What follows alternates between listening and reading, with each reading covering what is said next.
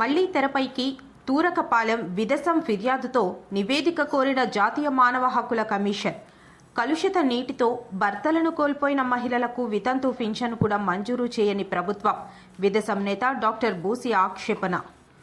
Turakapalem mystery మరణాలపై విదసం ఫిర్యాదు మేరకు రాష్ట్ర ప్రభుత్వానికి జాతీయ మానవ హక్కుల కమిషన్ నోటీసులు జారీ చేసిందని, మూకుమ్మడి ఆకస్మిక మరణాలకు కారణాలపై ప్రభుత్వం కమిషన్కు ఇచ్చే నివేదిక పారదర్శకంగా, నిష్పక్షపాతంగా ఉండాలని విదసం విస్తృత దళిత సంఘాల ఐక్య వేదిక రాష్ట్ర convener doctor Busi Venkatrao demand చేశారు.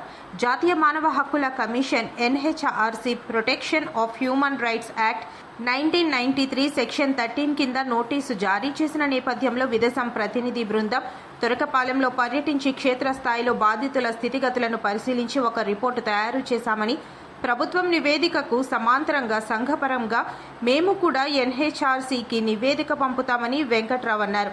ఈరోజు మర్రిపాలెం పెన్షన్స్ కార్యాలయం వద్ద జరిగిన విదసం కార్యవర్గ సమావేశంలో తురకపాలెం గ్రైండ్ రిపోర్ట్ వివరించారు. వెంకట్రావు మాట్లాడుతూ, తురకపాలెంలో 40కి పైగానే మరణాలు సంభవించినప్పటికీ 28 మందినే రికార్డుల్లో చూపారని, బాధితుల్లో కొందరికి మాత్రమే 5 లక్షల సహాయం అందించి ప్రభుత్వం చేతులు దులుపుకుందన్నారు. అది కూడా మా ఫిర్యాదుపై ఎస్సీ కమిషన్ ఆరా తీస్తే కంటి తడుపు చర్యలు తీసుకున్నారన్నారు. ఆకస్మిక మరణాలకు నష్టపరిహారం చెల్లింపులో ప్రభుత్వం వివక్ష చూపిస్తుందని, పక్కనే తిరుపతిలో తొక్కిసలాట మృతుల కుటుంబాలకు 25 లక్షలు చెల్లించి తురకపాలెం దళితులకు 5 లక్షలు మాత్రమే చెల్లించిందన్నారు. సురక్షిత మంచినీరు సరఫరా ప్రభుత్వ బాధ్యత అని, కలుషిత నీటితో గ్రామం మంచాన పడితే తక్షణ వైద్య సహాయం అందించాలన్నారు. ఆకస్మిక మరణాలపై చేసిన ఫిర్యాదు మేరకు జాతీయ మానవ హక్కుల కమిషన్ ప్రభుత్వానికి నోటీసు జారీ చేసింది. ఈ నోటీసులో సభ్యులైనటువంటి హనాంగు గారి నేతృత్వంలో ఒక కమిటీ ఏర్పడింది. ఈ కమిటీకి 4 వారాల్లో ప్రభుత్వం తీసుకున్న చర్యలని యాక్షన్ టేకన్ రిపోర్ట్ని ఇవ్వాలని చెప్పి ఆదేశించింది. ఈ నోటీసు వచ్చిన నేపథ్యంలో నిజంగా ఏమైనా పరిస్థితులు మారాయా, ప్రభుత్వం ఏమి నివేదిక ఇవ్వబోతా ఉంది, పరిస్థితులు ఎలా ఉన్నాయని చెప్పి విదసం ఐక్య వేదిక ప్రతినిధి బృందం నిన్ననే తురకపాలెం వెళ్ళి క్షేత్రస్థాయిలో మేము పరిశీలిస్తే చాలా భయంకరమైనటువంటి పరిస్థితి ఇంకా కొనసాగుతుంది. అంటే ఒక పైప్ లైన్ మార్చారు, దాని మించి నివారణ చర్యలు ఏమి తీసుకోవాలా. ప్రభుత్వం మెడికల్ క్యాంప్ అప్పుడు పెట్టింది, మళ్ళీ మెడికల్ టెస్టులు లేవు.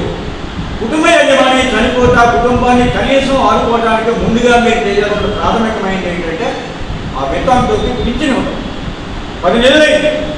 ఈ రోజుకి ఒక్క మహిళకు కూడా, భర్తను కోల్పోయిన వితంతు మహిళకు ఒక్క మహిళకు కూడా పెంచారు. మీరు 40 లక్షల పెన్షన్లు ఇస్తున్నారే, 26 మందికి పెన్షన్లు ఇవ్వలేదండి. 4 కుటుంబాలు కాలిపోతున్నారు. ఏకరి చెడ్డ కింద తండ్రిని కోల్పోయినటువంటి పిల్లలు బతుకుతున్నారు, వారికి ఇల్లు మంజూరు. ఇలాంటి పరిస్థితులు ఏమీ మారినటువంటి దుస్థితి ఇంకా ఉంది.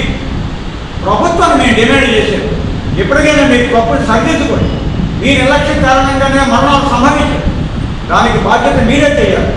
మీరు కేవలం 5 లక్షల రూపాయలు చెల్లించి, అది కూడా మేము ఎస్సీ కమిషన్కి ఇచ్చిన ఫిర్యాదు చెల్లించి చెందుకు వెళ్తున్నారు. పక్కన 5 లక్షలు చెల్లించారు, మీరు కూడా 5 లక్షలు నష్టపరిహారం చెల్లించండి. వితంతువులకి పింఛను మంజూరు చేయండి.